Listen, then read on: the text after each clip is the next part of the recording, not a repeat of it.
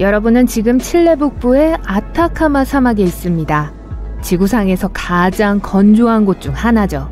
하지만 이 사막에는 아름다운 비밀이 있어요. 3년에서 5년마다 갑자기 꽃이 만발하기 시작하거든요. 이곳은 꽃피는 사막이라고 불릴 정도로 유명합니다. 씨앗들은 땅속에서 약간의 비를 기다려요. 사막에 충분한 물이 생기면 약 200종의 꽃들이 피어납니다. 아타카마의 누런 모래가 보라색, 흰색, 녹색, 분홍색으로 변하죠. 사막에서 볼 수 있는 또 다른 신비로운 현상은 모래폭포예요. 바람이 협곡의 가장자리로 많은 모래를 가져오면 아래로 떨어지기 시작합니다.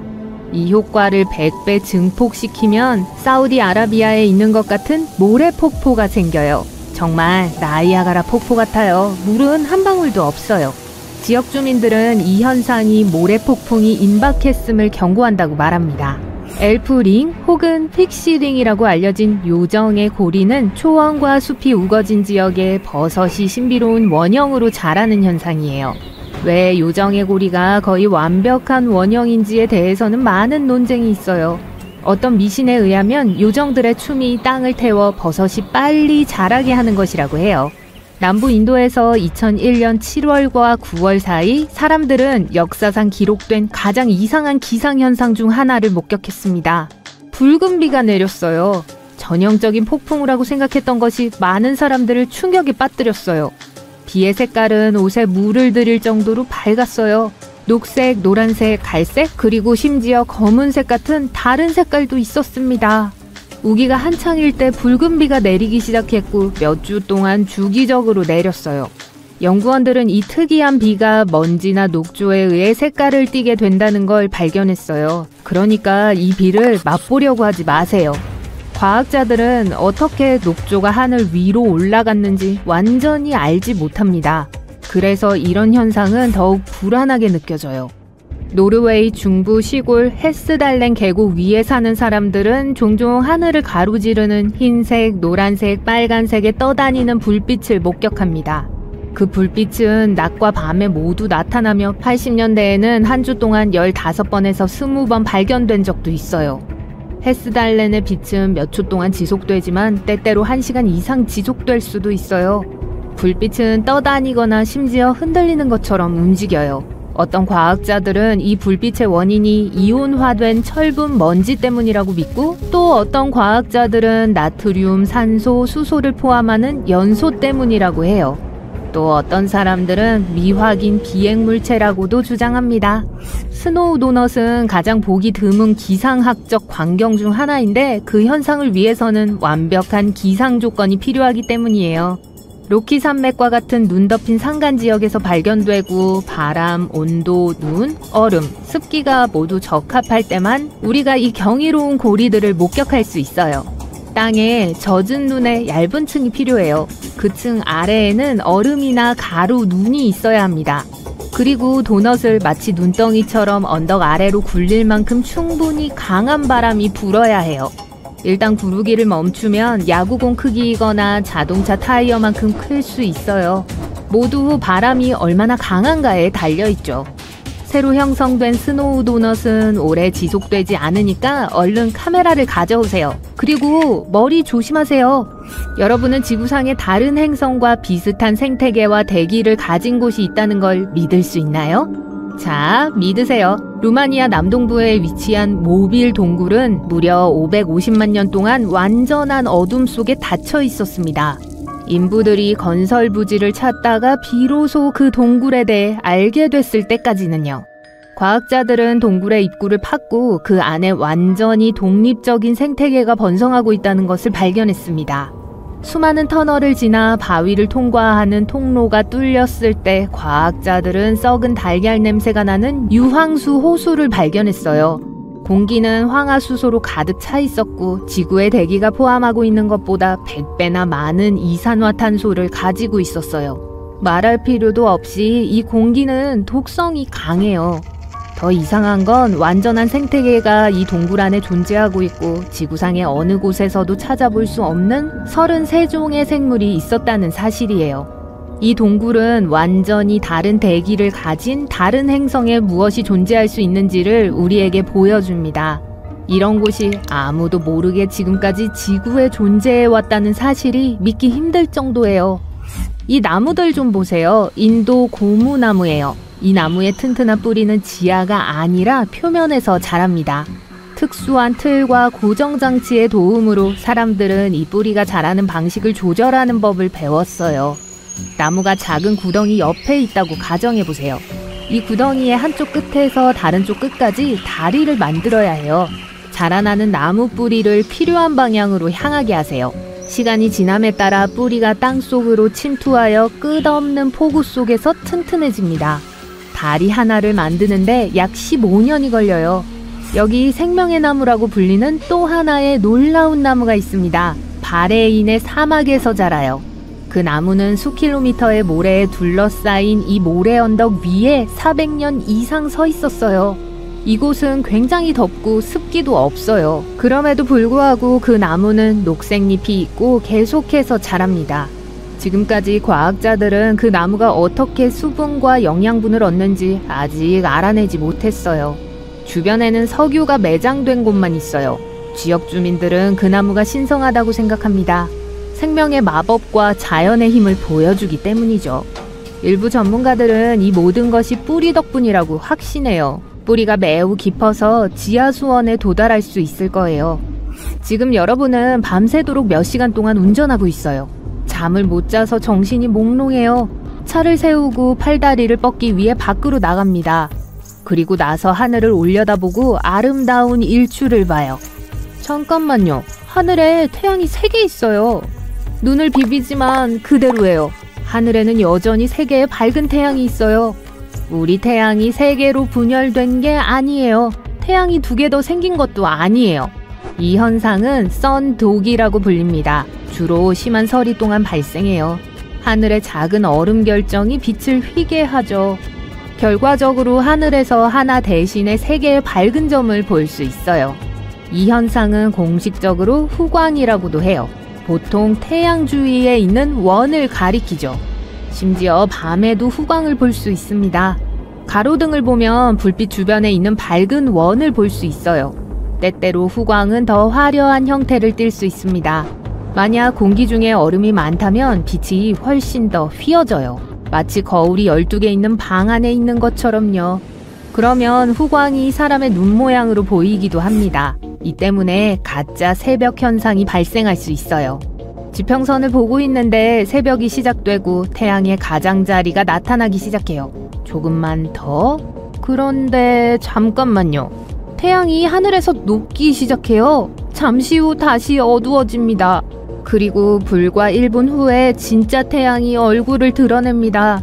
이것은 3개의 태양에서 본 것과 같은 빛의 공률 효과예요. 이번에는 빛이 수평이 아닌 수직으로 휘어집니다. 그리고 진짜 태양 대신에 하늘에 있는 얼음 결정체에 반사된 태양의 모습이 나타나죠. 하지만 지평선에 3개의 태양이 뜨는 일출은 실제로 존재합니다.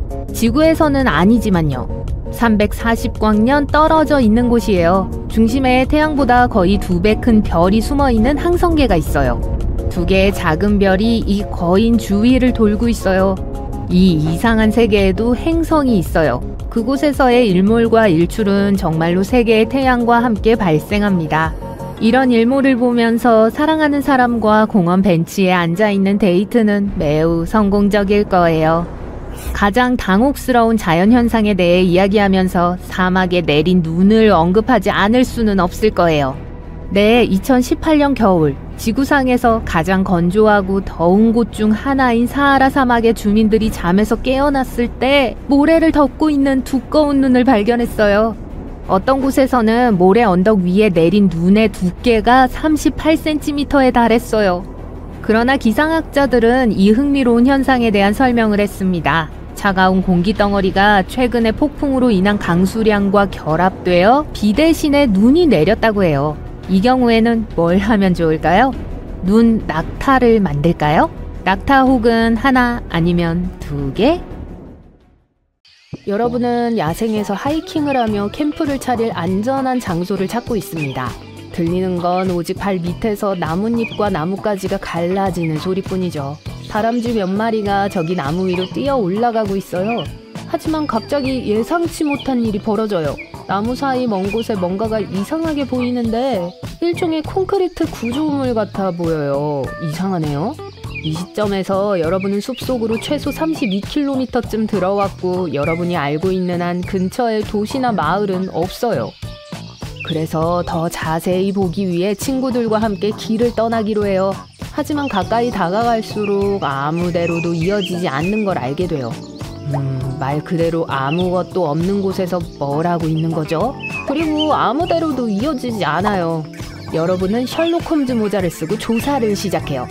자, 이곳에 몇 년에 걸쳐 무너진 오래된 집이나 저택이 있었을 수 있어요. 그리고 남은 건 이 계단뿐일 수도 있고요. 하지만 이상하게도 이 기괴한 구조물을 둘러본 후 여러분은 패여도 어떠한 토대의 흔적도 없다는 걸 깨달아요. 마치 누군가가 케이크같이 집 계단을 잘라 여기에 떨어뜨려 놓은 것 같아요. 아무 이유도 없이 말이에요. 네. 여러분과 친구들은 별로 가까이 가고 싶어 하지 않아요. 뭔가가 잘못된 것 같아요. 이 이상한 구조물을 더 오래 볼수록 소름 끼치는 존재가 느껴져요. 뭔가가 여기서 가능한 한 빨리 떠나야 한다는 걸 알리고 있어요. 이상하게 들리겠지만 생뚱맞은 계단의 발견, 숲에서의 터무니없는 발견들은 놀라울 정도로 흔해요. 어떤 것들은 나무로 만들어졌고 어떤 것은 벽돌이나 돌로 만들어졌어요. 어떤 건 오래돼 보이는 반면 다른 것들은 어제 완성된 것처럼 보여요. 이 모든 것의 공통점은 아무데도 이어지지 않으며 모두 아주 신비로운 장소에서 발견됐다는 거예요. 가장 유명한 것들 중 하나는 뉴햄프셔의 체스터필드에 있어요. 숲 한가운데 돌로 만들어진 반원형 아치에 중세풍 긴 계단이 있어요. 마담 앙뚜아네트 쉐리의 성의 일부인 걸로 여겨지고 있어요. 그녀는 파리에서 유명한 가수였어요. 이 성은 약 100년 전으로 거슬러 올라가는데 나중에 1962년에 다시 발견됐어요. 이번에는 계단밖에 없었어요. 또 다른 신비한 고대 계단은 9000년 전으로 거슬러 올라가요. 이탈리아의 한 숲에 있는데요. 꼭대기에 있는 작은 단으로 이어지는 일련의 계단 같아 보여요. 왜 아무데로도 이어지지 않는 걸 만드는데 많은 노력을 기울인 걸까요? 몇몇 전문가들은 그게 일종의 의식용 탑이라고 생각하지만 그 사람들도 모르는 건 마찬가지예요. 인도양에는 인도양 지오이드 로우라는 이상현상이 있어요. 세계에서 가장 큰 일그러진 자연 중력을 만들어내죠. 중광물 퇴적물, 많은 해구들, 그리고 마그마 포켓이 이 지역의 자기장을 방해해요. 지구의 중력은 지구 주변의 다양한 장소에서 변해요. 이걸로 연구원들은 패턴을 찾고 표면 아래에서 무슨 일이 일어나고 있는지 알아낼 수 있습니다. 더 높은 중력장은 일반적으로 아래에 밀도 높은 물질이 있는 걸 의미하며 반대도 마찬가지예요. 일부 과학자들은 이 이상현상이 지각으로 올라오려는 지구의 멘틀이 움푹 패인 곳일 수 있다고 믿고 있어요. 니하우 섬은 사실 오늘날의 발전의 결실을 거부해요. 현지인들은 도보나 자전거로만 다니기 때문에 차가 보이지 않아요. 주민들의 다리가 튼튼한 것도 당연해요. 그들은 수돗물, 인터넷 또는 상점 없이도 번창해요. 섬 전체에 있는 유일한 학교는 보조 발전기가 있는 태양에너지로 작동해요. 그리고 놀라운 건 미국에서 태양열로 움직이는 유일한 학교라는 거예요. 이 섬의 거주자로서 지역 주민들은 영주권자들이 준수해야 할 몇 가지 기본 규칙을 설명해 줍니다. 만약 이 규칙들을 어기면 쫓겨날 수 있어요. 이제 방콕에서 멀지 않은 태국 북동부에는 7,500만 년 된 암석층이 있습니다. 이 바위들은 고래 3마리가 함께 헤엄치고 있는 것처럼 보여요. 자연이 만든 이 아름다운 디자인은 3마리 고래 바위로 알려지게 됐어요. 수백만 년 전에 이 지역은 사막이었어요. 하지만 땅이 변했죠. 점차적으로 지각판의 움직임과 침식에 의해 사암이 산산조각 났어요. 그런 식으로 이 화려한 대형들이 만들어졌어요. 만약 3마리 고래 바위 주변의 산책로를 탐험하기로 결정했다면 그곳에서 폭포와 풍부한 동식물을 발견할 수 있을 거예요. 야말과 가이단 반도에 위치한 이 넓은 구덩이는 2014년에 발견되었습니다. 계속 변하고 진화하는 것 같아요. 구덩이는 점점 넓어지고 사람들은 더 자주 그곳을 찾아요. 물론 어떻게 나타났는지에 대한 이론은 많아요. 운석 충돌에서부터 다른 문명의 활동에 이르기까지 의견들은 많죠. 하지만 제일 일반적인 설명은 지구의 영구 동토층이 녹기 시작한 후 메탄가스가 물 분자에 반응하기 시작했다는 거예요. 이게 얼음을 통해 터지는 메탄 거품을 야기했을 거예요. 분화구들은 수천 년이 되었을 수도 있지만 확실히 아는 사람은 없습니다. 뉴멕시코주 타오스라는 작은 마을로 운전해 가고 있습니다. 지역 주민의 2%가 매일 이상한 윙윙거리는 소리를 들어요. 어떤 거주자들은 이 소리가 다른 은하계에서 온 손님들이 사용하는 기술과 어떤 연관이 있다고 믿고 있어요. 또 마을에 불길한 뭔가가 살고 있다는 이론도 있고요. 타오스는 저주받았다고들 하죠. 사악한 영혼이나 홀령이 조상들이 과거의 한 일로 사람들을 벌주고 있다고요. 과학자들은 아직도 이 소리의 본질을 설명할 수 없어요. 어떤 이론은 그 장소의 특이한 음향 때문에 발생한다고 하는 반면 다른 사람들은 윙윙거리는 소리는 환각이라고 해요. 어떤 사람들은 모두가 뭔가에 대해 이야기를 하고 마음이 실제로는 존재하지 않는 소리에 대한 환상을 만들어내서 그걸 듣는다고도 하고요. 이 소리가 모두에게 똑같지도 않아요. 어떤 사람들에겐 낮은 웅성거림이고 다른 사람들에겐 윙윙거리는 소리에 가까워요. 하지만 이상한 소리를 들을 수 있는 곳은 이곳만이 아니에요. 더 험이라고 불리는 소리는 전 세계 사람들이 들었다고 주장하고 있어요. 스코틀랜드의 작은 마을에 사는 몇몇 사람들은 그게 낮고 두꺼운 웅웅거리는 소리라고 묘사했습니다. 반면 플로리다의 일부 주민들도 비슷한 소리를 들었어요. 이 현상이 언제 나타났는지 정확히 알 수는 없지만 언론이 이 현상에 대해 처음으로 이야기하기 시작한 건 1970년대 영국에서였어요. 또 거의 200년은 거슬러 올라가는 신비한 윙윙거리는 소리에 대한 기록도 있어요. 일부 추정에 따르면 지구상의 약 2%의 사람들만이 웅웅거리는 소리를 들을 수 있다고 해요.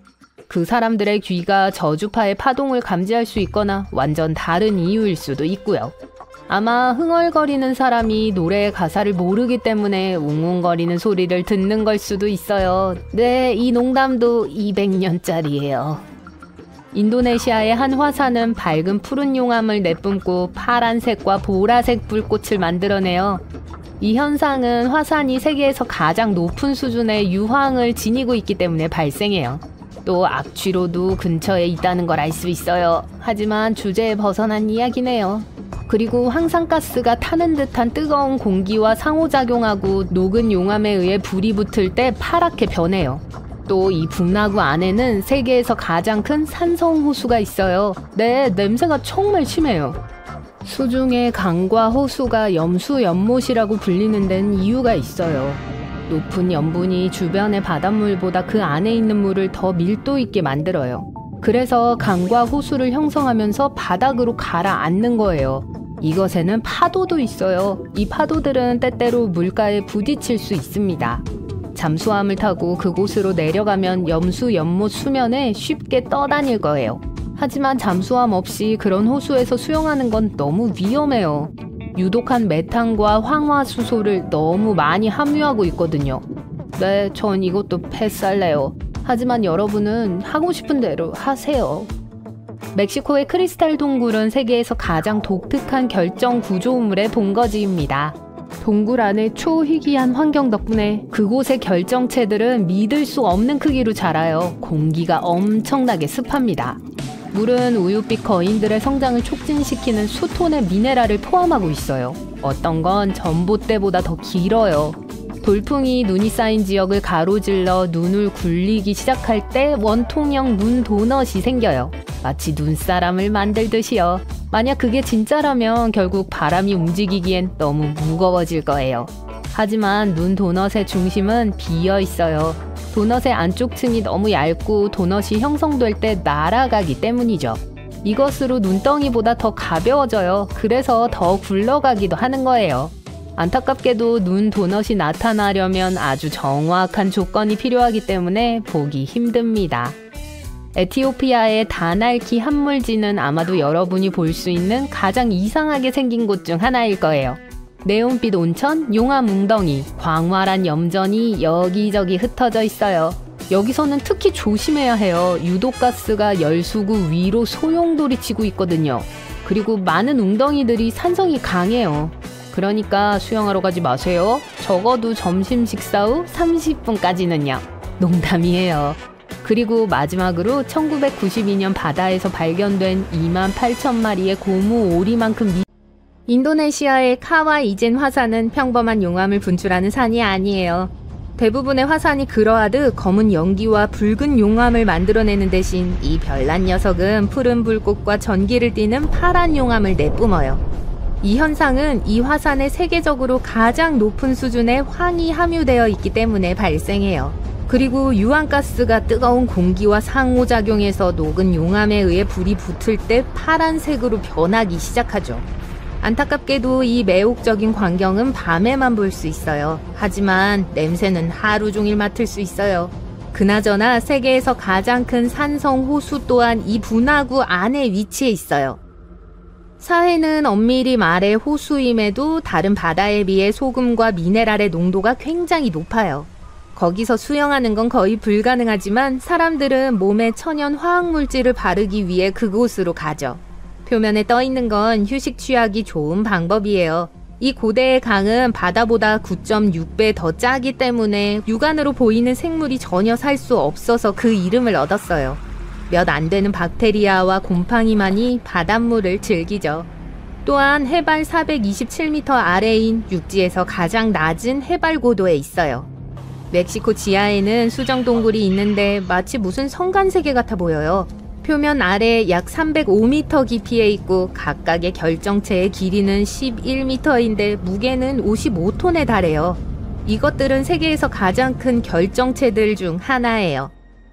러스켄타이어 해변에는 끝없이 펼쳐진 하얀 모래 언덕과 푸른 물줄기가 있어요. 열대 분위기에 현혹되지 마세요. 스코틀랜드에 있거든요. 그래서 5월과 6월에만 주로 이렇게 보이는 거예요. 12월에는 하루 평균 1시간만 햇빛이 내리쬐기 때문에 단색으로 훨씬 더 드라마틱해 보여요. 조지아 가이드스톤은 별 패턴을 한 거대한 돌들의 집합체예요. 이것은 힌디어, 중국어, 스와힐리어를 포함한 8개 언어로 새겨진 글이 있어요. 또 1980년에 완성된 천문 달력이 있는데 수세기 동안 사용되도록 만들어졌죠. 아무도 누가 왜 이걸 만들었는지 몰라요. 화창한 캘리포니아의 자이언트 포레스트의 본거지인 세쿼이아 국립공원으로 넘어갈게요. 이곳은 수천 년 동안 존재해왔어요. 세계에서 가장 큰 10개의 살아있는 식물을 포함해 이 거대한 나무들 중 8,000개 이상이 이 땅을 지배해오고 있어요. 제너럴 셔먼 나무는 최대 2,700년이 된 걸로 추정되며 크기로 볼 때 세계에서 가장 큰 살아있는 나무로 알려져 있어요. 이스터 섬의 유명한 돌머리 석상은 수백 년 동안 존재해왔어요. 아무도 이것들이 왜 지어졌는진 정확하게 몰라요. 일부 과학자들은 그 조각상들이 토양을 더 비옥하게 만들어줄 거라고 그 지역 사람들이 믿었다고 생각해요. 토양 분석을 통해 머리 석상들이 일을 잘했다는 게 증명됐어요. 여기가 섬에서 가장 좋은 농경지거든요. 터키에 있는 파무칼레 고대 온천의 화학 성분은 가장자리 위로 쏟아지는 물을 마법 같아 보이게 해요. 몸뿐만 아니라 마음까지 깨끗하게 해주는 효과가 있죠. 사우디아라비아에 가면 두 조각이 평행하게 놓여있는 가운데가 완벽하게 잘려진 바위가 있어요. 알 나스라를 이토록 독특하게 만드는 것은 이게 인공적으로 만들어진 것이 아닌 수년에 걸쳐 자연이 만들어낸 결과라는 점이에요. 이 빙하는 누군가가 남극 한가운데에 수톤의 붉은 페인트를 쏟는 것처럼 보일지 모르지만 사실 이건 천연색이에요. 피해 폭포는 굉장히 짠 소금과 산화 철이 섞인 결과로 멀리 동떨어진 이곳에 이런 섬뜩한 느낌을 주죠. 2018년 5월 초 뉴 잉글랜드는 지금까지 제일 무섭고 위험한 현상 중 하나를 관찰하게 됐어요. 엄청나게 긴 토네이도였죠. 이 무서운 자연현상은 뉴햄프셔의 찰스턴에서 멀지 않은 곳에서 시작되어 메리맥 카운티의 웹스터 마을을 향해 이동했어요. 토네이도가 57km를 가는데 33분이 걸려서 뉴 잉글랜드에서 가장 긴 거리를 간 토네이도 목록에서 3위를 차지하게 되었죠. 필리핀 팔라완 지방에서는 아주 투명한 물에서 수영을 할 수 있고 아래의 수중세계를 발견할 수 있습니다. 코론 지방에는 많은 놀라운 풍경들을 지나가는 작은 배들이 많이 있는 하얀 모래사장이 있어요. 트리스탄 다 쿠냐는 아르헨티나의 부에노스 아이레스와 남아프리카 공화국의 케이프타운을 유일한 이웃 도시로 삼고 있는 대서양에 있는 작은 화산 군도예요. 이 독특한 장소에 가려면 배로 7일이 걸려요. 만약 세상으로부터 탈출하고 싶다면 280명의 현지인들과 함께 머물고 있다 보면 모든 것으로부터 멀리 떨어져 있는 것처럼 느끼게 될 거예요. 2018년 1월 첫째 주에 미국 북동부의 이례적으로 추운 날씨가 매사추세츠 북팔머스의 대서양을 얼렸어요. 게다가 바다가 너무 꽁꽁 얼어서 사람들이 파도 위를 걸었어요. 자, 분명히 이런 건 매일 볼 수 있는 게 아니에요. 이 해변을 독특하게 만드는 건 붉은 모래고 관광객들을 중국 텐진으로 몰려들게 하는 이유죠. 수아에다 살사라고 불리는 붉은색의 식물이 소금물에 살고 있어요. 바다의 맨 위층만 보인 채 해변 전체가 빨간색으로 덮여 있어요. 만약 난 중력을 거스른다 하고 소리친 게 있다면 그건 아르헨티나의 다바스코의 돌일 거예요. 300톤에 달하는 이 거대한 바위는 절벽 끝에 위태롭게 서서 바람에 좌우로 약간씩 흔들려요. 사람들은 심지어 바위의 가장자리 아래에 유리병을 놓아두고 그걸 확인했어요. 유리병은 바위가 다시 움직이자 파열했어요. 안타깝게도 오늘날 이 자연의 경이로움은 볼 수 없어요. 한 세기 전에 없어졌거든요. 1912년 바위가 문자 그대로 수백 년 동안 차지하고 있던 위치에서 갑자기 떨어졌어요. 근처 탄딜 마을 사람들은 이 사건을 너무 안타까워하며 95년 후인 2007년에 그 돌을 복원하기로 했어요. 사람들은 그 바위에 플라스틱 복제품을 만들어 같은 장소, 심지어 같은 위치에 놓았어요. 그래서 오늘날에도 탄틸에 오면 그 유명한 균형 잡힌 바위를 볼 수 있어요. 물론 지금은 그냥 상징물이 되었죠. 왜냐하면 더 이상 흔들리지 않고 무게는 9톤에 불과하거든요. 그럼에도 불구하고 바로 알아볼 수 있어요. 소코트라는 인도양의 예멘 해안에서 떨어진 외계인과 같은 섬으로 지금까지 본 가장 독특한 나무들 중 하나가 있어요. 용나무라고 불리며 이 놀라운 섬에서만 찾아볼 수 있어요. 2008년에 세계문화유산으로 지정되었어요. 만약 강렬하게 타오르는 공기 기둥을 보게 된다면 당황하지 마세요. 지구에 종말이 온 게 아니에요.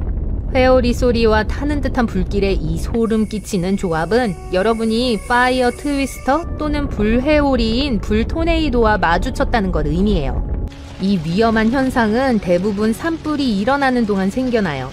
이 불들은 땅 바로 위에 넓은 영역에 아주 뜨거운 공기를 만들어내요. 이 타는 듯한 공기가 더 높은 곳에 있던 차가운 공기와 섞일 때 타는 파편과 불꽃을 일으키는 회오리 바람이 되는 거죠. 제일 강력한 불토네이도는 수백 미터 상공까지 뻗을 수 있어요. 오레건주 골드힐에 있는 미스테리 하우스는 중력을 거스르는 효과로 방문객들을 놀라게 해요. 여러분은 똑바로 서 있지 못하고 항상 옆으로 기대고 균형을 잡기 위해 무언가를 붙잡아야 하고 공은 위로 굴러요. 또 빗자루는 판잣집의 다른 모든 것과는 달리 여러분이 어디에 두든 완벽하게 서 있어요. 미국 원주민들은 이 집이 지어지기 전부터 이곳을 금지된 땅이라고 불렀고 그들은 이곳으로 접근하는 걸 피했죠. 하지만 이 판잣집의 주인공은 이곳을 관광명소로 바꾸기로 결심했고 성공했죠. 주변에 신비한 분위기를 조성했고 이곳에 대한 뉴스를 신문 그리고 후에 인터넷에 퍼뜨렸어요. 그리고 짜잔! 완벽한 변칙이 만들어졌어요. 사실 이건 그냥 신기한 것일 뿐이에요. 눈과 다른 감각들을 속이는 인간이 만든 착시 현상일 뿐이죠. 만약 필리핀, 인도네시아 또는 파푸아뉴기니를 여행한다면 세계에서 가장 특이하고 발랄한 나무들을 볼 기회가 있을 거예요. 무지개 유칼립투스의 몸통이 마치 주황색, 녹색, 빨간색, 보라색, 노란색, 갈색, 파란색 등으로 칠해진 것처럼 보여요. 어떤 나무들은 너무 밝아서 인위적으로 보이죠. 무지개 유칼립투스는 정기적으로 나무 껍질을 벗는데 그 아래에 밝은 녹색층이 드러나게 돼요. 잠시 후 이 녹색층은 점차 색이 변하고 탈피가 나무 줄기의 다른 곳에서 각기 일어나기 때문에 나무는 다채롭고 아주 매력적으로 보이기 시작해요. 예멘은 세계에서 가장 오래된 마천루와 가장 오래된 대도시의 본거지예요. 고대 도시 시밤은 사막 바닥에서 튀어나온 진흙 건물들로 인해 사막의 맨하탄으로 여겨졌죠. 이것들은 고대의 캐러밴 정류장으로 사용되었어요. 상상해보세요. 여러분은 화산이 폭발하는 것을 보고 있어요. 그 자체로 무서운 광경이죠. 하지만 갑자기 불길한 밝은 섬광이 화산 위의 하늘을 밝게 비추는 것이 보입니다. 이것은 그 악몽과도 같은 경험을 완전히 새로운 차원으로 끌어올려요. 한 가지 원인은 밀도가 높은 화산재 입자들이 땅 위에서 그리 높지 않은 곳에서 서로 마찰할 때 발생하는 정전기 때문이에요. 화산 번개의 다른 원인은 지표면에서 높이 올라가 성층권 근처에 있는데 그곳은 혼돈스럽게 움직이는 얼음 결정이 강하게 충돌하는 곳입니다. 살라르 드 우유니는 마치 커다란 거울 위에 서 있는 듯한 기분이 들게 만들지만 실제로는 10,000평방킬로미터가 넘는 소금밭입니다. 남아메리카에서 가장 높은 나라인 볼리비아에 위치하고 있어요. 이 천연 거울은 오래전에 증발한 선사시대 호수의 잔재예요. 비록 평평해 보일지 모르지만 GPS 기술은 일부 지역에 2.5cm도 안 되는 작은 층이 있다는 것을 보여줍니다. 이곳은 약 100억 톤의 소금을 가지고 있어요. 만약 적절한 시간에 그곳에 도착하면 근처의 호수 중 일부가 살짝 넘쳐서 물의 층을 형성해서 하늘을 비추는 거울 역할을 해요. 많은 현지인들이 그곳에서 소금과 리튬을 추출해요. 이곳을 방문하거든 세계 최초의 소금 호텔에 들르는 걸 잊지 마세요.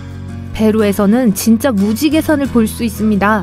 과학자들은 여전히 이 현상을 설명하지 못해요.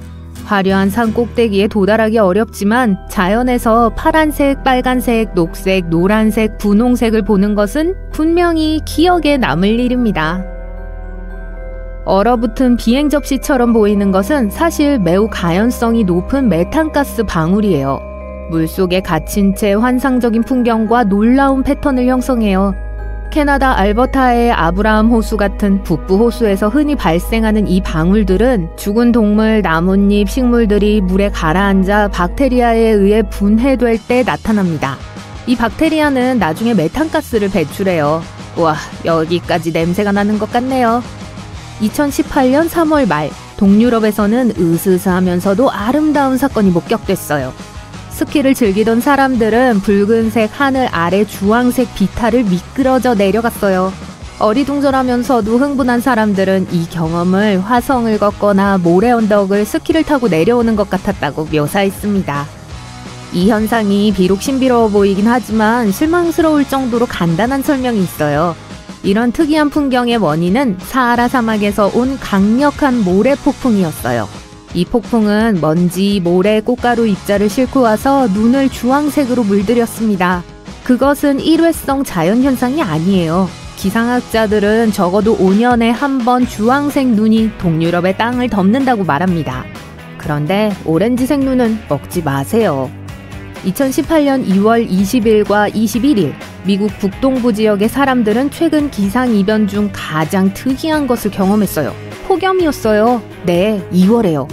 사실 그것은 1800년대에 공식적인 기상 기록이 시작된 이래 가장 놀라운 겨울 폭염이었습니다. 예를 들어 메인주의 프라이버그에서는 기온이 21도까지 올라가서 사람들이 코트를 벗었어요. 매사추세츠의 피츠버그에서 바깥 온도가 27도까지 오른 것을 보고 어리둥절한 사람들이 샌들을 신었습니다. 기온이 28도에 달했던 펜실베니아주 해리스버그와 온도계가 25도를 기록한 메인주 웰스에서도 같은 일이 벌어졌어요. 약 11,000년 전 도시나 금속 도구가 전혀 없었던 오늘날의 터키에서 믿을 수 없을 정도로 숙련된 장인들이 괭베클리 테페를 완성했습니다. 어떻게 그 사람들이 티라노사우루스 렉스보다 3배나 무거운 석회암 덩어리를 파내고 옮길 수 있었는지와 그것이 무엇을 상징하는지는 아직 알려지지 않았어요. 미국 와이오밍에 있는 데블스 타워에 대한 놀라운 사실은 과학자들이 애초에 어떻게 그것이 존재하게 되었는지 설명할 수 없다는 것입니다. 264m 높이의 암석 덩어리는 벽이 너무 가팔라서 거의 수직에 가까워요. 게다가 와이오밍의 평야에 솟아 있어요. 주변 몇 킬로미터 내에 이런 것은 전혀 없어요. 그렇다면 어떻게 이렇게 평평한 지역에서 갑자기 높은 것이 생겨날 수 있었을까요? 많은 이론들이 있지만 아무도 아직 답을 모릅니다. 크로아티아의 호수 국립공원은 주요 관광 명소이자 많은 독특한 동식물들이 모여있는 세계 문화유산이에요. 사방에서 흐르는 무한한 폭포와 맑은 호수가 어우러져서 마치 서사 영화 세트장처럼 보입니다. 1980년대 중반, 한 스쿠버 다이버가 일본 해안에서 요나구니 기념비를 발견했습니다. 과학자들은 이 구조물들이 수천 년 된 것이라고 확신합니다. 하지만 여전히 그것이 천연인지 인공인지는 확신하지 못해요. 만약 그것이 고대 도시라는 것이 증명된다면 새로운 미스테리는 어떤 사라진 문명이 그것을 건설했고 어떻게 바다 밑바닥까지 왔는가 하는 것입니다. 이 바위들의 모양과 형태는 몇몇 인공적인 작업의 결과가 아니에요. 강렬한 화산 폭발에 의해 만들어졌어요. 과학자들은 여전히 왜 아일랜드의 자이언트 코스웨이가 그렇게 이상한 모양으로 만들어졌는지 혼란스러워하고 있습니다. 1812년 알 수 없는 이유로 영국의 한 농부가 지역 화가에게 돈을 주고 산비탈에 있는 수톤의 흙을 제거하고 백악으로 윤곽을 채웠어요. 화가는 돈만 받고 도망갔기 때문에 농부는 또다시 돈을 지불하고 알튼 반스 화이트 호스를 완성시켰습니다. 아이슬란드의 검은 폭포는 아이슬란드를 둘러싸고 있는 어두운 색의 용암 기둥에서 그 이름을 얻었어요. 폭포의 바닥에는 날카로운 바위가 있어요. 전체 건축물은 아이슬란드의 유명한 건물들에서 볼 수 있는 아이슬란드 건축에 영감을 주었습니다. 습한 겨울밤에 숲에서 머리카락 얼음을 볼 수 있어요. 솜사탕이나 흰머리 가발처럼 생긴 특이한 얼음 결정이 썩은 나무 위에서 자랍니다. 불행하게도 이 아름다움은 해가 뜨자마자 녹아버려요. 최근에야 과학자들은 머리카락 얼음을 만드는 것을 발견했습니다. 여태껏 그것은 바로 준비됐나요? 곰팡이균이었어요. 그것은 얼음이 매우 얇은 털을 형성하도록 해주고 밤새도록 이 형태를 지지하도록 돕습니다. 이 특정한 종류의 곰팡이가 존재하지 않을 때는 연약한 털 대신에 얼음은 껍질 같은 구조를 형성해요. 산불의 가장 흔한 원인 중 하나는 뇌우에서 나오는 번개입니다. 하지만 산불이 뇌우를 일으킨 사례에 대해 들어본 적이 있나요? 이제 듣게 되실 거예요. 2018년 5월 11일 텍사스주 아마릴로에서 멀지 않은 곳에서 있었던 일입니다. 초대형 말라드 화재는 공중의 밀도가 높은 거대한 구름을 만들었을 뿐만 아니라 그 열기는 또한 나중에 90km 떨어진 텍사스 윌러 카운티에 동정 크기의 우박이 수톤이나 내리게 만든 격렬한 뇌우를 야기시켰어요. 카엔지는 네브래스카에 있는 가장 이상한 랜드마크입니다. 이 작품을 만든 사람은 진짜 스톤헨지를 연구했고 그의 아버지에게 경의를 표하기 위해 오래된 자동차로 자신만의 버전을 만들었어요. 어떤 차들은 돌기둥처럼 서 있고 어떤 차들은 아치로 연결되어 있어요. 왜 이런 것을 만드냐고 물었을 때 그 건축물을 만든 사람은 안 될 것도 없죠 라고 답했어요. 2007년 미시간 호수 바닥에서 스톤헨지를 닮은 것이 또 하나 발견됐어요. 원형의 돌무더기와 마스토돈 조각이 있었어요. 이 동물은 10,000년 전에 사라졌으므로 조각은 그보다 더 오래됐을 거예요. 그 위치는 대중에게 공개되지 않았어요. 행운을 빌어요. 캐나다의 허드슨만은 아마도 지구상의 다른 어느 곳보다 중력이 더 낮은 세계에서 유일한 곳일 겁니다. 심지어 회의론자들도 그 차이가 정밀 장비로 측정됐기 때문에 비웃을 수가 없어요. 그렇다면 이곳에서는 중력이 달에서처럼 낮다는 뜻일까요? 불행히도 아니면 다행일까요? 그 차이는 미미해요. 정확한 값은 0.005% 또는 200분의 1%예요. 아무리 애써도 느낄 수 없겠지만 존재하는 건 사실이에요. 과학자들은 이 변칙이 존재하는 이유가 약 10,000년 전에 이 지역을 덮고 있던 빙상 때문이라고 말합니다. 빙상이 암석을 너무 많이 압축해서 아직도 완전히 회복하지 못했고 허드슨만의 중력장을 이동시켰어요. 하지만 미래의 언젠가 이 지역에서도 중력이 정상으로 돌아올 거예요.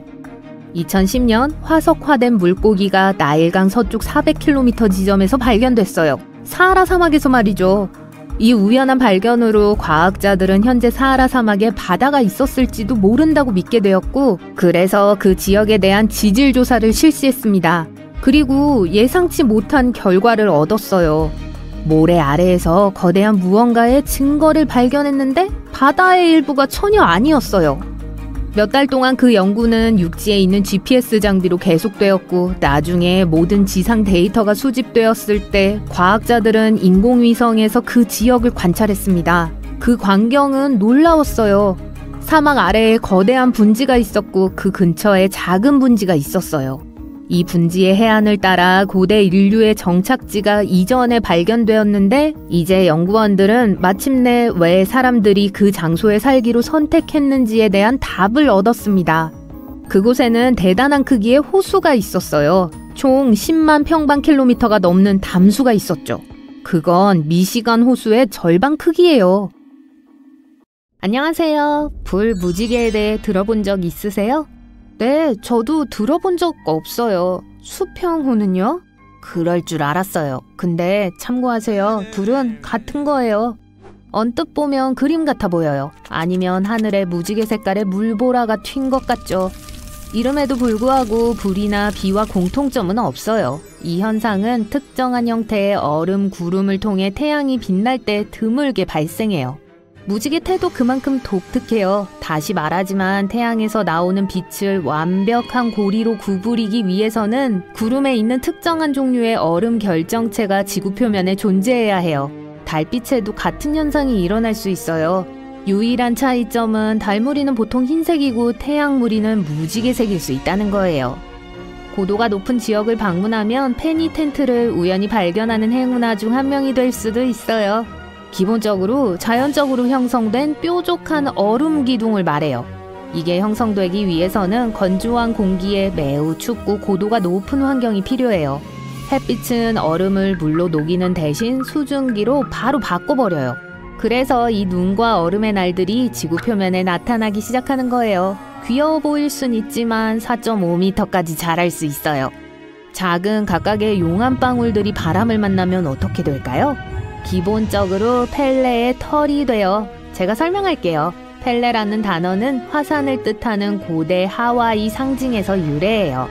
바람이 작은 용암방울을 집어들 때마다 머리카락과 같은 가닥으로 느리는데, 이건 유리철사를 만드는 과정과 비슷해요. 이 섬세한 가닥들은 2m까지 뻗을 수 있어요. 드물게 구름 없이도 비가 올 수 있어요. 근데 진짜일까요? 이 희귀한 현상 이면에 있는 과학을 살펴봅시다. 비가 태양에서 바로 내리는 것처럼 보이는데 종종 우린 이걸 선샤워, 즉 여우비라고 불러요. 하지만 분명히 하자면 비가 별에서 직접 내리는 방법은 없어요. 비구름은 그 특정 위치에서 약간 떨어져 있어요. 태양광선에 각이 지면서 구름이 보이지 않게 돼요.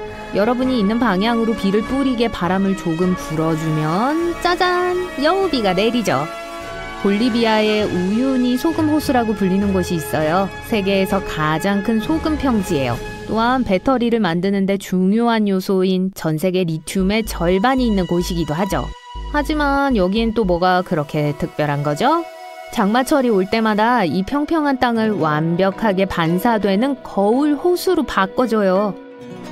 여러분은 피해 폭포에 대해 들으면 무엇이 떠오르시나요? 공포 영화요? 이건 남극 대륙에서 가장 건조한 지역 중 한 곳에 위치한 일련의 폭포일 뿐이에요. 특별한 종류의 박테리아로 가득 찬 지하 호수에서 나오죠. 이 작은 유기체들은 당 대신 황산염을 연료로 사용하기 때문에 과학자들에게는 매우 흥미로워요. 이 호수에 포함된 물은 철로 너무 가득 차 있어서 기본적으로 공기와 만나면 녹이 슬어버려요. 따라서 트레이드마크인 이름을 주는 붉은 폭포가 생기는 거죠. 좋아요. 우리 모두 그 노래를 알고 있지만 사실 이건 지어낸 게 아니에요. 실제로 사막의 장미라고 불리는 게 있어요. 근데 식물이 아니라 광물 석고의 독특한 형태예요. 종종 홍수가 날 수 있는 건조한 모래 지역에서 발달하죠. 습한 환경과 건조한 환경 사이에 끊임없는 전환으로 석고 결정이 모래 알갱이 사이에 나타나는데, 결정이 여기에 갇혀서 장미와 같은 모양을 형성해요. 사하라의 눈에 대해 들어본 적 있으신가요? 과학자들은 여전히 그게 어떻게 형성되었는지 알아내기 위해 노력하고 있어요. 그 위를 날아야만 볼 수 있지만 기본적으로 약 1억 년 전으로 거슬러 올라가야 하는 자연적으로 형성된 돔이에요. 아니요, 전 그때 존재하지 않았어요. 대략적인 지름은 40km이고 많은 동심원 고리들로 이루어져 있어요. 가장 큰 곳인 중심 영역은 지름이 약 30km예요. 우주 비행사들이 그걸 발견한 최초의 사람들이었고 그 이래 계속 연구되고 있어요. 사실 지금까지도 플로리다에 착륙할 때 사하라에 눈이 보이면 거의 집에 다 왔다는 걸 알아요. 세계에서 가장 아름다운 색깔의 나무들 중 하나가 필리핀과 인도네시아에 위치해 있어요. 무지개 유칼립투스라고 불리는 거예요. 나무가 나이 들어감에 따라 색을 바꾸고 껍질을 벗는 나무 껍질 때문에 그 이름을 얻었죠. 보통 입에서 발견되는 엽록소라고 불리는 물질을 밝은 녹색 나무 껍질이 함유하고 있기 때문에 그게 제일 어린 나무 껍질이에요. 그런 다음 보라색으로 바뀌고 빨간색으로 바뀌어요. 마침내 자라면서 엽록소를 잃으면 갈색으로 바뀌고요. 숲으로 착각하지 마세요. 이건 나무 한 그루예요. 그리고 아니요, 그건 일종의 착시 현상도 아니에요. 제가 설명드릴게요. 그 흙 아래에는 땅 위에 보이는 약 47,000그루의 나무와 같은 모양을 이어주는 복잡한 뿌리의 네트워크가 있어요. 이 나무는 사시나무예요. 이 나무들 중 일부는 세계에서 가장 오래되고 큰 유기체들 중 하나예요. 자, 여기 모든 여행객들에게 좋은 목적지가 있네요. 아니면 별로 안 좋을 수도 있고요. 나사가 발표한 최근 자료에 따르면 세계에서 가장 번개가 많이 치는 지역은 베네수엘라의 마라카이보 호수라고 해요. 이곳에선 1년 중 300일이 뇌우를 동반해요. 그런데 지역이 뭐가 그렇게 독특해서 폭풍우가 자주 일어날까요? 왜냐하면 이곳은 차가운 산의 공기가 따뜻하고 습한 바람을 만나 호수 위로 전기를 만들어내는 곳이기 때문이에요. 이터널 플레임 폭포는 캐나다 국경 근처의 뉴욕주 북부에 위치해 있어요. 이 지역에는 엄청난 비밀을 가진 작은 폭포가 있어요. 약 20cm짜리 높이의 불꽃이에요. 알고 보니 불꽃의 연료를 공급하는 천연가스 누출이 폭포 뒤에 있었던 거예요. 불꽃이 거의 항상 켜져 있을 수 있도록 폭포가 충분히 덮어주고 있어요. 등산객들은 불을 꺼진 걸 보면 다시 불을 붙이는 걸 좋아해요. 이 현상은 사실 꽤 흔하지만 대부분의 다른 곳들보다 더 신선해서 더 많은 인기를 얻고 있어요. 그리고 사진이 아주 잘 나오잖아요. 솔직히 말해서요.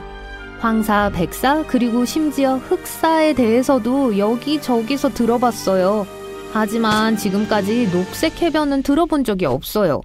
그린샌드 비치라고도 알려진 파파콜레아는 하와이에 위치해 있으며 녹색 모래를 특징으로 하는 세계에서 몇 안 되는 해변 중 하나예요.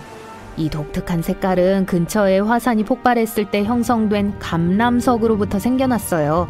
사실 하와이에서는 모든 화산이 근처에 가까이 있어요.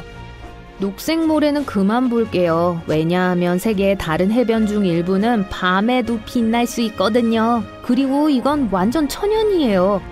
범인이요? 식물성 플랑크톤이라고 불리는 작은 것 때문이에요. 또는 미세조류라고 불리기도 해요. 이것들은 기본적으로 엽록소를 포함하고 있고 살고 자라기 위해 햇빛을 필요로 하는 작은 식물이에요. 대부분의 식물성 플랑크톤은 물 아래 햇빛이 여전히 닿을 수 있는 바다의 상층부에서 떠다닐 수 있어요. 식물성 플랑크톤은 파도와 해류의 움직임에 의해 뒤흔들리게 될 때 빛을 발산하는데 밤 동안에는 어떤 빛 같아 보이기도 하죠. 이 특별한 미생물들은 몰디브, 푸에르토리코, 그리고 에버글레이즈와 같은 세계의 많은 곳들의 해변에서 발견돼요. 와이오밍주 애프턴 바로 바깥에 위치한 산의 밑바닥에는 간헐천이라고 불리는 작은 강이 있어요. 전 세계에 이런 종류는 3개밖에 없어요. 하지만 이 작은 물줄기를 신비롭게 만드는 건 뭘까요? 바위들이 우르릉 쾅쾅거리는 화산 비탈길을 굴러내려오면서 다른 더 큰 바위들을 밀어내다가 결국 거대한 폭포처럼 물을 쏟아내면서 바다로 굴러떨어지면서 전 세계가 이전에 보지 못했던 높이의 파도를 일으킵니다. 이런 상황은 하와이 빅아일랜드의 힐리나 슬럼프가 물속으로 빠질 때 일어날 수 있어요. 킬라우에아 화산은 휴면과는 거리가 멀어요. 가장 최근에 폭발이 일어났던 게 2018년이었죠. 이 폭발은 보통 다양한 규모의 지진을 동반하고 지진이 각각 생길 때마다 화산의 경사지에 있는 마그마 암석은 아래로 이동합니다. 이런 암석 형성을 슬럼프라고 하고 힐리나 슬럼프는 이런 것들 중 가장 악명이 높죠. 1868년에 이 슬럼프의 이동으로 18m까지 상승하는 해일이 일어났어요. 하지만 가장 걱정스러운 건 약 11만 년 전 이곳에서 일어난 산사태가 역사상 가장 강력한 지진 중 하나로 이어졌고 그 결과 300m가 넘는 메가쓰나미가 발생했었어요. 과학자들은 이런 일이 미래에도 반복될까 걱정하고 있어요. 만약 그런 일이 생긴다면 파도는 하와이 전체를 뒤덮고 북미 해안과 남미 해안에까지는 문제없이 도달할 거예요. 하지만 지질학자들은 이와 같은 산사태가 곧 일어나진 않을 것이라고 우리를 재빨리 안심시켜줍니다. 그러기엔 너무 이르다고 하네요. 하지만 마침내 그 일이 일어나면 결과는 재앙일 거예요. 상상이 되시나요?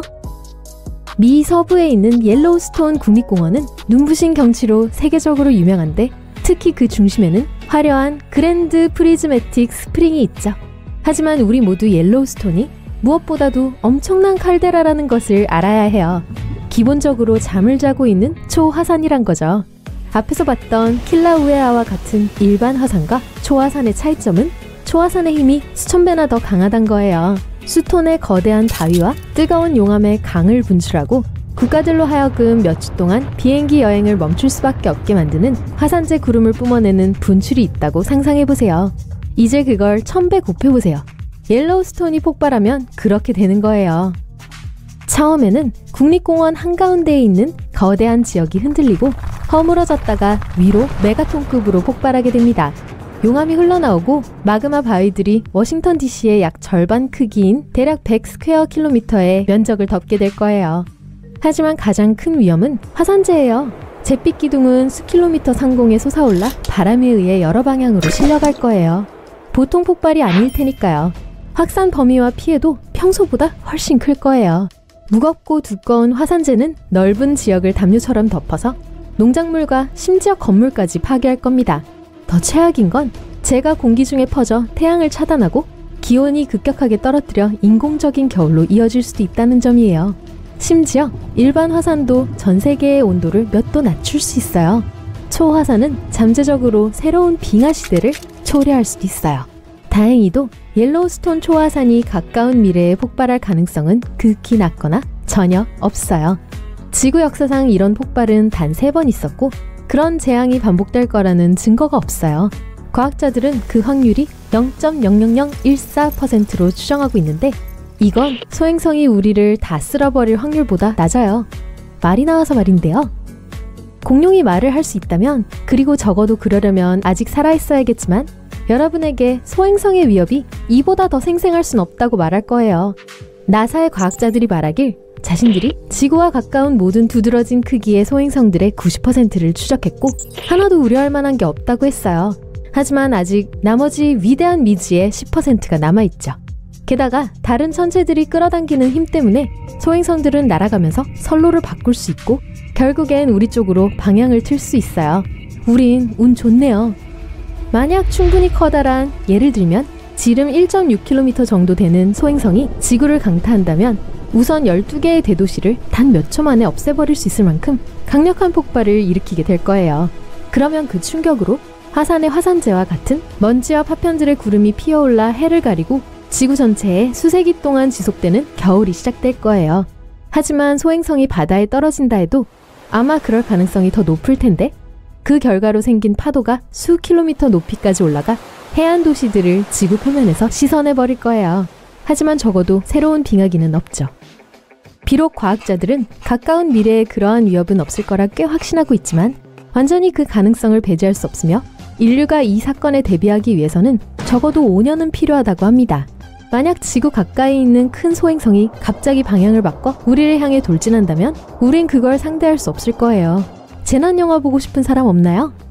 하지만 훨씬 더 일어날 법한 재앙은 바로 우리 발 아래에 있어요. 캘리포니아의 산안드레아스 단층이죠. 이 단층은 여태 수년 동안에 걸쳐 파열될 준비를 하고 있었고 과학자들은 이 선상에 있는 지진은 향후 30년 이내에 발생할 것으로 추정하고 있어요. 그리고 지진이 일어난다면 좋지 않을 거예요. 역사상 가장 파괴적인 지진들과 견줄 만한 규모인 8.0을 예상하고 있어요. 캘리포니아는 로스앤젤레스와 샌프란시스코를 포함한 미국 서부에서 가장 인구가 많은 도시들이 있기 때문에 더 위험해요. 이곳엔 고층 건물이 흔하고 이 건물들은 특히 지하의 흔들림에 취약하죠. 산안드레아스 지진은 도시와 시골 모두에 많은 피해를 입힐 수 있어요. 최악의 경우 집안이 부서져 건물과 농장을 파괴하고 풍경을 완전히 바꿔버릴 수 있어요. 그래도 여전히 과학자들은 앞으로 30년 동안은 이런 지진이 일어날 확률은 7%에 불과하다고 믿고 있기 때문에 우린 평생 높은 확률로 그런 걸 못 볼 가능성이 크죠. 그러나 전해 장소에 그리 멀지 않은 곳에 또 다른 지진 위험이 있어요. 칠레의 거대 지진이에요. 이 나라는 섭입대 바로 위에 있어요. 두 개의 지각판이 서로 만나 한쪽이 다른 판 아래로 들어가는 곳이죠. 이 만나는 지점에서 계속되는 움직임 때문에 긴장이 축적되고 그리고 일단 그 중압감이 너무 심해지면 엄청난 지진이 일어나요. 칠레는 최근 몇 년 동안 많은 지진을 경험했고 과학자들은 그게 이 지역에 정말 큰 지진을 준비하고 있는지도 모른다고 걱정하고 있어요. 과학자들은 세기가 끝나기 전에 대지진이 일어날 거라고 믿고 있으며 그것은 해안 지역에 대단히 파괴적일 수 있어요. 심지어 더 작은 지진도 서해안에 홍수를 일으킨 쓰나미를 일으켰는데 그와 같은 거대한 지진은 믿을 수 없는 높이의 파도를 일으키겠죠.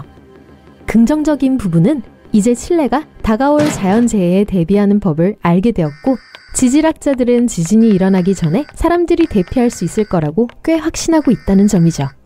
1859년 9월 천문학자 리처드 캐링턴은 태양을 보고 있다가 갑자기 표면에서 밝은 불길을 보았어요. 그는 이 불길에 대해 기록해 두었지만 며칠이 지나서야 그게 얼마나 중요한 것이었는지를 깨닫게 되죠.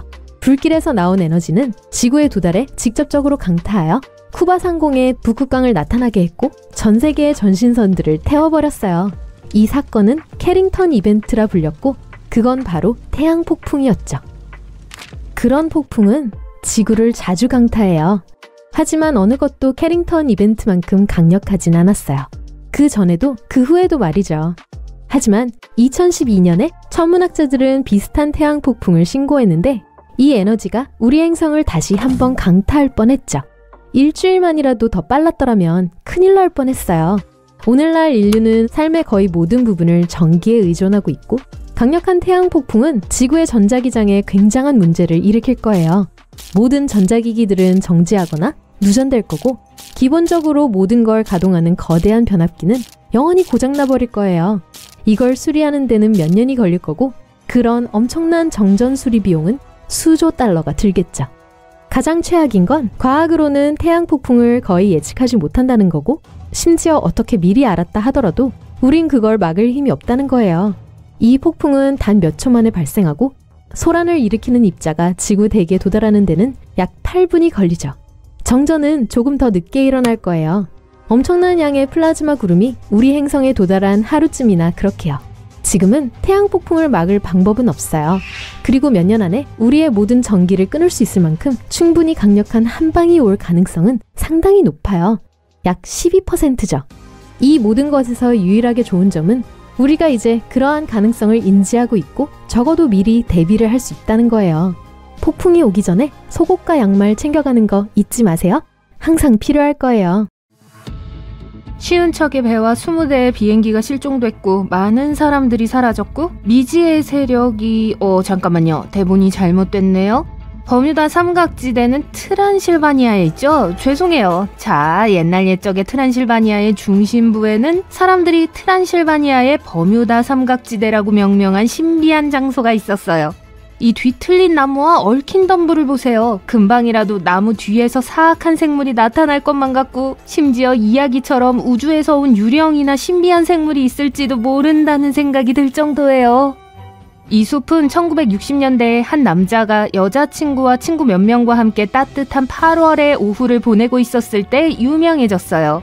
갑자기 여자친구가 하늘에서 이상한 걸 가리켰어요. 한 남자가 그녀가 서 있던 곳으로 가까이 다가갔고 놀랍게도 그도 그것을 봤어요. 하늘에서 빛나는 이상한 은색 디스크였죠. 그는 재빨리 카메라를 꺼내서 소름 끼치는 물체가 사라지기 전에 4장의 사진을 찍었어요. 그 물체는 불과 2분 동안 거기에 있었어요. 하지만 이 남자는 필름을 현상했고 그의 사진은 지역신문에 게재되었습니다. 많은 사람들이 이에 대해 회의적이었어요. 이상한 조명에서 찍힌 사진이기 때문에 우주선처럼 보이는 기상풍선일 가능성이 높다고 주장했죠. 하지만 그날 숲 위의 하늘에는 기상풍선이나 비행선 그 어떤 물체도 보이지 않았습니다. 으스스하지 않나요? 이 지역의 캠프파이어 전설은 이것만이 아닙니다. 이 으스스한 장소에 어두운 깊은 곳으로 너무 깊숙이 들어간 사람들은 종종 돌아오지 못했다는 이야기가 전해지고 애초에 그 별명이 붙은 것도 그 이유라고 해요. 200마리의 양과 함께 숲으로 들어간 양치기가 있었어요. 그들은 다시는 발견되지 않았습니다. 사람들은 어느 날 사라진 5살짜리 소녀에 대한 이야기도 수군댔어요. 5년이 지난 어느 날 실종 당시와 똑같은 옷을 입은 채 하루도 늙지 않은 모습으로 다시 나타난 거예요. 숲에 들어갔다가 실종된 후 가까스로 돌아왔지만 심한 화상과 고열 등 이전에는 없던 건강 문제를 겪는 사람들이 있어요. 어떤 사람들은 지하 토양에 방사능이 높은 천연 우라늄이 많아서 그런 일이 일어났다고 확신했어요. 그리고 다른 사람들에 따르면 이 숲에 오면 누군가 자신을 지켜보고 있는 것 같거나 전자기기가 갑자기 꺼지는 느낌이 드는 건 드문 일이 아니라고 했어요. 이 숲은 전설이 아닌 풍부한 역사를 가지고 있어요. 일부 자료에 따르면 기원전 6500년까지 거슬러 올라가는 루마니아에서 가장 오래된 정착지가 이곳에 있었다고 합니다. 나무는 그 자체로 꽤 신비로워요. 소름 끼치는 나선형이나 예상치 못한 지그재그 패턴으로 자라요. 일부 과학자들은 이 현상을 탐구하기 위해 그곳에 갔지만 왜 그런지에 대한 해답은 찾지 못했습니다. 마치 나무가 팔다리를 비틀어 사람이 보지 않을 때 손을 뻗어 사람을 잡으려는 것처럼 보여요. 그리고 흥미로운 점은 이렇게 뒤틀린 나무들이 시계 방향의 나선형으로 뻗어 있다는 거예요. 하지만 전설에 따르면 나무나 다른 종류의 초목을 찾을 수 없는 숲의 특정 지역에서 설명할 수 없는 많은 일들이 일어났다고 해요. 바로 더 클리어링이라는 완벽한 원입니다. 이 모든 이야기에서 영감을 얻은 공포 영화의 완벽한 이름이죠. 초목이 없는 이 지역의 토양을 검사한 결과 식물이 자라지 못하게 할 만한 이상한 물질이나 이상 징후는 발견되지 않았어요. 일부 지역 주민들은 숲에 긍정적인 에너지가 있다고 믿기 때문에 그곳에서 소원을 빌면 좋다고 생각해요. 하지만 더 많은 사람들은 숲 한가운데서 신비한 구가 튀어나오거나 외계에서 온 불빛과 같은 초자연적인 활동에 대한 이야기를 들려주며 상상력을 마음껏 펼치죠. 드라큘라든 드라큘라 성이든 이제는 한 발 물러나야 할 것 같네요. 트란실바니아의 무서운 이야기는 드라큘라만이 아니니까요. 오늘 밤 잠을 잘 수 없는 또 다른 이유는 바로 무네카스 섬 또는 인형의 섬이에요. 멕시코시티 근처에 으스스하고 어두운 운하물 한가운데 작은 섬이 있어요. 언뜻 보기에는 매력적으로 보일지 몰라요. 나무에 매달려 있고 무성한 초목에 흩어져 있는 수백 개의 인형이 있는 곳이라는 사실을 알기 전까지는 말이죠. 이 인형들은 낡고 썩어가고 있어요. 시간이 지남에 따라 색이 바래고 한때 명랑했던 얼굴은 이제 절망과 공포의 표정으로 뒤틀려 있어요. 이 불안한 장소 뒤에는 슬픈 이야기가 있습니다. 50여 년 전 가족을 떠나 섬에서 홀로 살던 은둔형 외톨이 돈 줄리안 산타나가 이 섬에 살았다고 해요. 그는 운하에서 잃어버린 인형을 강박적으로 수집하기 시작했어요. 더 많은 인형을 얻기 위해 자신이 키운 인형을 지역 주민들과 거래하기도 했다는 이야기가 전해집니다. 그 남자는 인형을 닦거나 고치는데 전혀 관심을 보이지 않았어요. 인형을 발견한 상태와 상관없이 인형으로 섬을 장식하기만 했죠. 멀쩡해 보이는 인형도 비바람에 망가져 버렸어요. 밖에만 있는 것이 아니라 그의 오두막 안에도 이 무서운 인형들이 가득했어요. 많은 사람들이 이곳이 저주받은 곳이라며 두려워했어요. 하지만 인형이 섬을 지켜준다고 믿는 사람들도 있었죠. 런던 북쪽 교회로 이동하면 신비한 하이게이트 묘지를 만날 수 있습니다. 이곳은 고인을 위한 일반적인 안식처가 아니에요.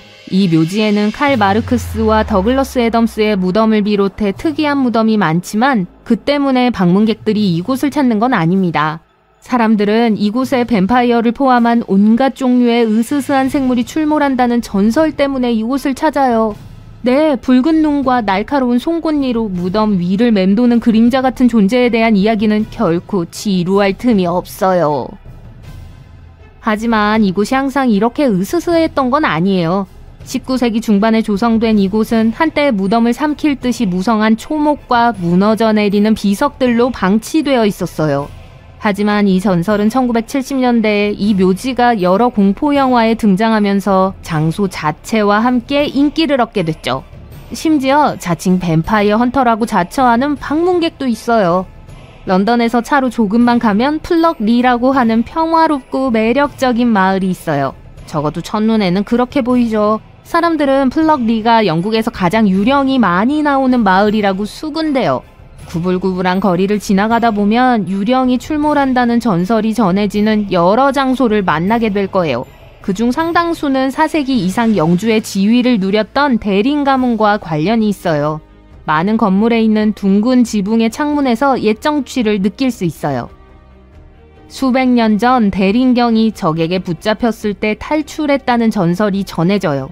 이 창문 중 하나를 정면으로 뛰어넘었다고 하는데요. 이 대담한 행동을 기념하기 위해 저택과 마을의 모든 창문은 같은 스타일로 만들어졌어요. 저택은 1951년에 불타버렸지만 대린경의 탈출의 유산은 매력적인 플럭리 마을에 고스란히 남아있죠. 어떤 사람들은 플럭리가 소위 비명을 지르는 나무로 둘러싸여 있다고 말하는데 그곳에서 일어난 초자연적인 사건에 대한 많은 전설이 있어요. 이 숲에는 멋진 산책로가 있지만 솔직히 말해서 제 용기로는 낮에만 갈 수 있을 정도인 것 같아요. 그럼 구부러진 숲은 어때요?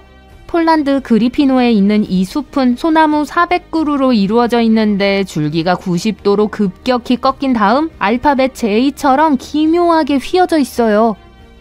1930년대 초에 누군가가 이 나무들을 심었지만 어떻게 나무들이 모두 같은 곡선을 갖게 됐는지는 아직 명확하게 밝혀지지 않았어요. 한 과학자는 이것이 중력에 대한 전형적인 반응처럼 보인다고 말했습니다. 식물은 줄기가 중력과 수평을 이룰 때 스스로 방향을 바꿀 수 있는 특별한 메커니즘을 가지고 있어요. 따라서 이 나무들은 배나 가구를 만들기 위해